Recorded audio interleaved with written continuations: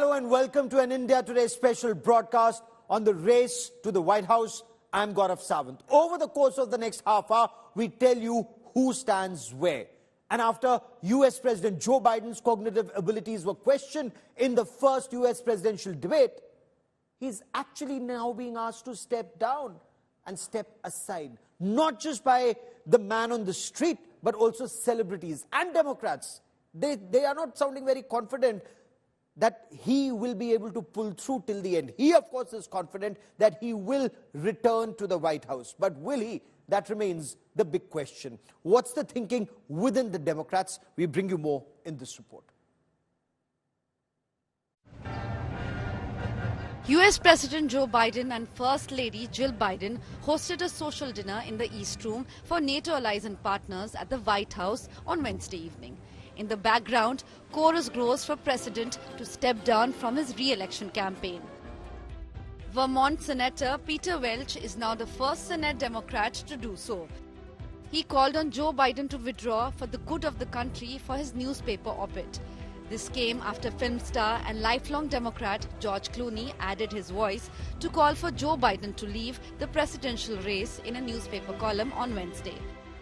Just 3 weeks before publishing the most bruising column, George Clooney's fundraiser hit headlines for bringing in a record single-night haul for the president's re-election campaign.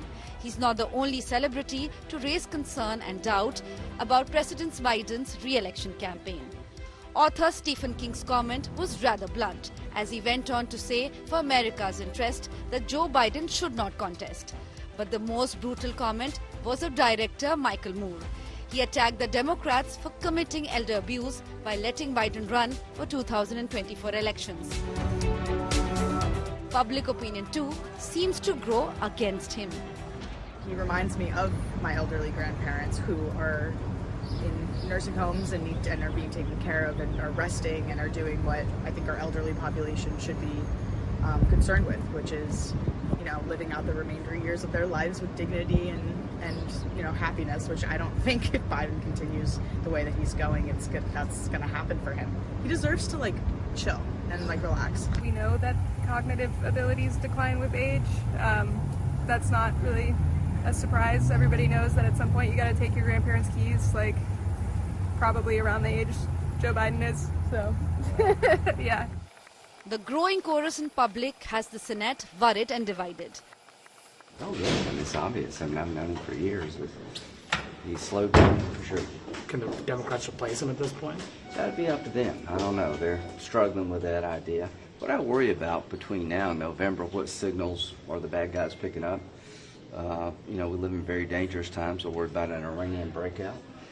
When America seems to be not on its game, people make decisions that could be very provocative. So I worry about the national security implications regarding the discussions of his declined ability to perform his job. You can't have a part-time president. You got to be with it morning, noon, and night. Because of her powerful position as the former House Speaker and proximity to Biden, as a trusted long-time ally of his generation, Nancy Pelosi is seen as one of the few Democratic leaders who could have influence on the US president. She too no more sound as a strong supporter of his campaign. It's up to the president to decide if he is going to run.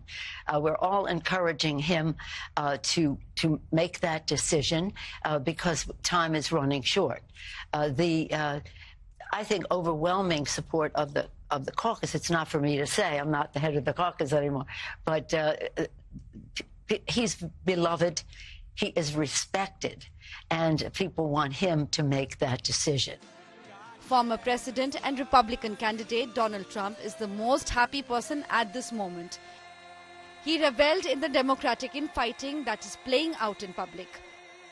Meanwhile, the radical left Democrat Party is divided in chaos and having a full-scale breakdown, all because they can't decide which of their candidates is more unfit to be president, sleepy, crooked Joe Biden or laughing Kamala. Laughing Kamala. During his last campaign trail, President Biden tried to rally the key constituency of labor leaders. You know, I said I was going to be the most pro-union president in American history. Well, guess what? I am, and I'm staying there. No, I mean it.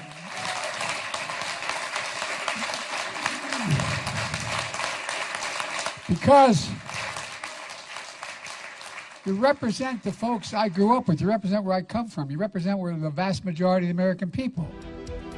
All eyes are now set on President Biden's press conference at the end of the NATO summit. It will be the biggest unscripted test for him since his botched debate 2 weeks prior, which triggered this crisis. Bureau Report, India Today. In fact, even before this ill-fated debate, in the past few years of his presidency, there have been multiple times and a number of instances that neither the White House nor the press actually told the world about, where the president was caught either tripping or sometimes walking away in the middle of a conversation or even an event or going in the wrong direction. So, were there telltale signs even before that were ignored initially, but now, after that presidential debate, is the chorus just rising for him to step aside? And is that even possible before the D-Day, the day of the voting?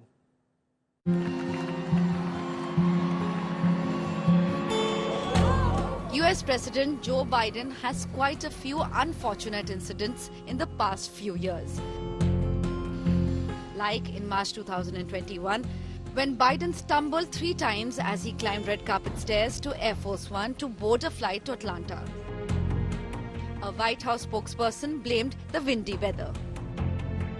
In June 2022, Biden fell off a bicycle near his Delaware beach home, moments after greeting reporters. When asked what caused the fall, Biden said the toe cages on his bike got caught.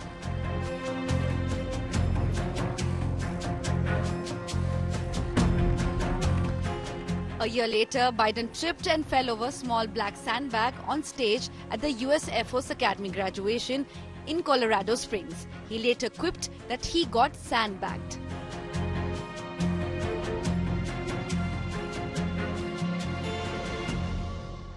Few months later in September, the US president briefly lost his footing while walking up the stairs of Air Force One. In this election season, it has caused a lot of heated exchange of words between reporters and official spokesperson, like what happened few days back in the White House. But the president, I can tell you, has seen a neurologist 3 times, as it's connected to a physical that he gets every year that we provide to all of them. That's a very basic, direct question. Wait. Hold on. Wait. 8 times, or at least once, in regards to the president specifically. Hold on a second. Not what you should be able to answer by this point. Wait, no.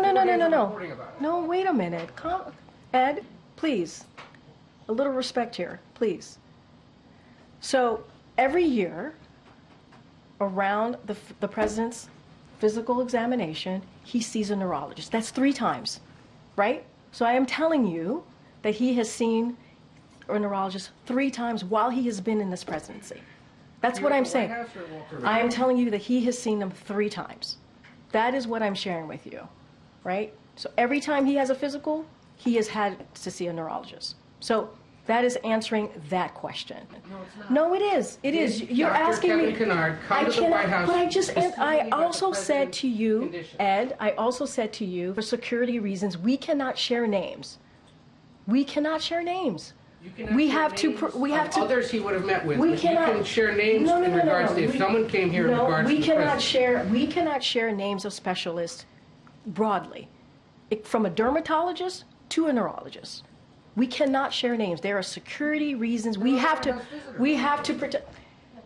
I understand that. I hear you. Right there for anyone to see. Ed, I hear you. I cannot from here confirm any of that because we have to keep their privacy. I think they would appreciate that too. It is public information. I hear you. Guys, hold on a second. There's no reason to go back and forth and be in this aggressive way. Miffed around here about how information's been shared with the press corps about him. What are you missed about?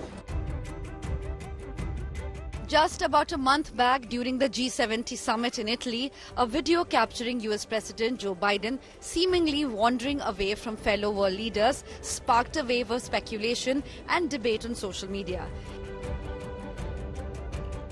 Italian Prime Minister Giorgia Meloni was seen intervening to redirect Biden back to the group of leaders. Bureau Report, India Today.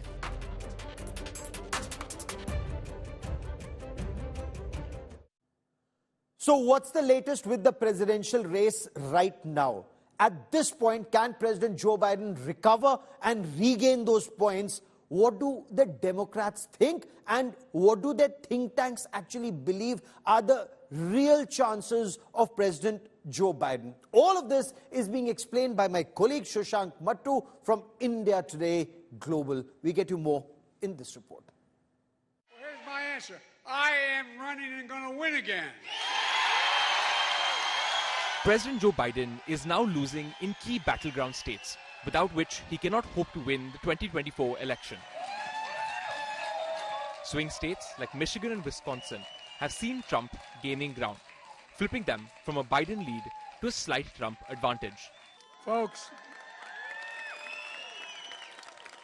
I make no apologies for being the most pro-union president in American history. No, I mean it. You know,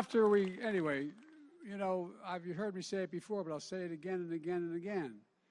The middle class built this country, not Wall Street. And guess what? Unions built the middle class. And I know how to say union. It's amazing how a lot of people talk about labor. Unions. Biden's stronghold in Pennsylvania, where he has invested heavily, also saw Trump overtaking him in the polls post-debate. These are all states that Biden won in the 2020 election. A lot of this has to do with voters questioning whether the 81-year-old Biden still has the ability to lead the country. A devastating new poll finds that 80% of voters believe Biden is too old to run for president again. There's more bad news for the Biden campaign. After the debate, Biden is finding it more and more difficult to raise money. US presidential elections are among the most expensive in the world, and a lack of funds can kill a campaign. And questions about Biden's age have made it extremely difficult for the Democrats to raise the kind of money they need to fight Donald Trump. In the second quarter of 2024, Trump raised a massive $331 million from his supporters. Biden has only managed $264 million during that same period. This gap in funding is only going to get worse as ordinary voters and high-powered donors lose faith in Biden's ability to win an election. The Biden campaign's problems have dominated national headlines and hurt Biden's chances. Biden's biggest failure is that he simply hasn't been able to turn the narrative back in his favor. Despite calls for him to step down, Biden has refused to drop out of the presidential race. One reason could be that Biden believes he is still the best candidate to defeat Donald Trump on election day. Biden beat Trump before in 2020 and has established solid name and brand recognition over a 50-year political career. Another reason is personality-driven. Biden's entire political career has been a story of defying the odds. At the age of 29, he won an unexpected victory to become America's youngest senator.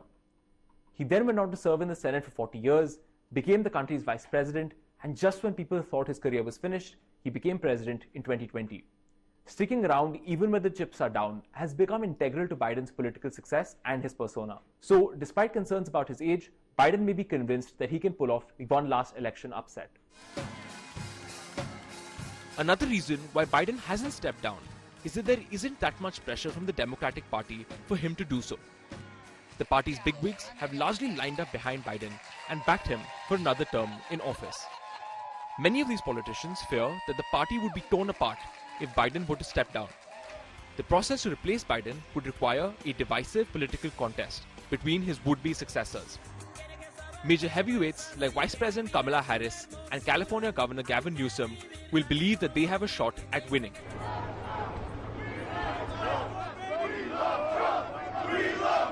All of this means that Trump is the favorite to win the election in November. Market predictors suggest Trump now has a 60% chance of winning the election, while Biden only has a 20% chance of victory.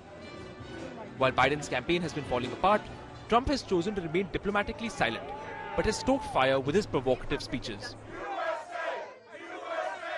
Recently, the US Supreme Court ruled that Trump had partial immunity from legal prosecution for some of the official acts he committed as president. Donald Trump is now headed to the Republican National Convention, where he will be formally nominated by his party as its presidential candidate for a third time. The convention will also allow Trump to dominate the national narrative and consolidate his lead over Biden. With his legal troubles now seemingly lighter and the wind at his back, Donald Trump is undoubtedly in pole position as the presidential election nears. So as India Today Global's Shashank Mattu explains, there still are many unpredictables at this stage in the race to the White House. While Donald Trump does have an advantage, will he continue to have this advantage and can he build on it? We will continue to track developments on the story very closely, but that is all I have for you on this special broadcast. Many thanks for watching. News and updates continue on India Today. Stay with us.